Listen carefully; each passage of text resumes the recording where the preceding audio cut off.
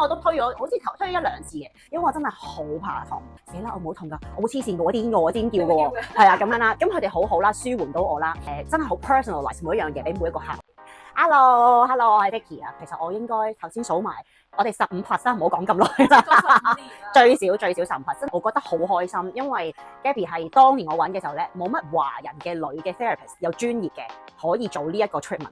因為大家問我啊，點解我要跟 Gabby 咁耐咧？就係佢好錫啲客，因為咧我好記得當其時舊鋪咧搬過嚟呢度嘅時候，咁佢就諗咗好多地方。咁我諗應該唔係淨係我嘅，佢有其他堆嘅熟朋友仔啦。其實而家都變成朋友，大家都話不如留翻喺中環啦，同埋唔該近地鐵站啲啦。如果唔係，我哋好難去。另外一樣嘢就係我覺得佢好好對我哋，因為我係一個好麻煩嘅客嚟。麻煩係因為我又懶啦，我又怕痛啦。咁怕痛真係一個死點嚟嘅。但係因為我又好中意玩水，所以呢樣嘢對我嚟講好重要。尤其是後生啲嘅時候，你會想買啲好靚嘅 bikini 啊。咁越小步就越唔可以，即係你一定要 go through 呢個 process。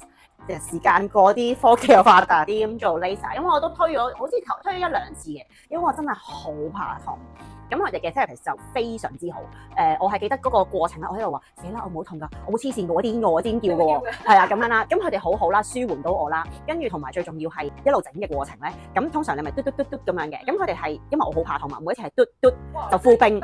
我因為好大感受，我真係覺得呢樣嘢係我會翻轉頭嘅原因，就係佢好真係好 personalize 每一樣嘢俾每一個客咯。我自己個人經驗，我真係好中意呢樣嘢，我好舒服，我唔會覺得呢嚟受難咁樣啦。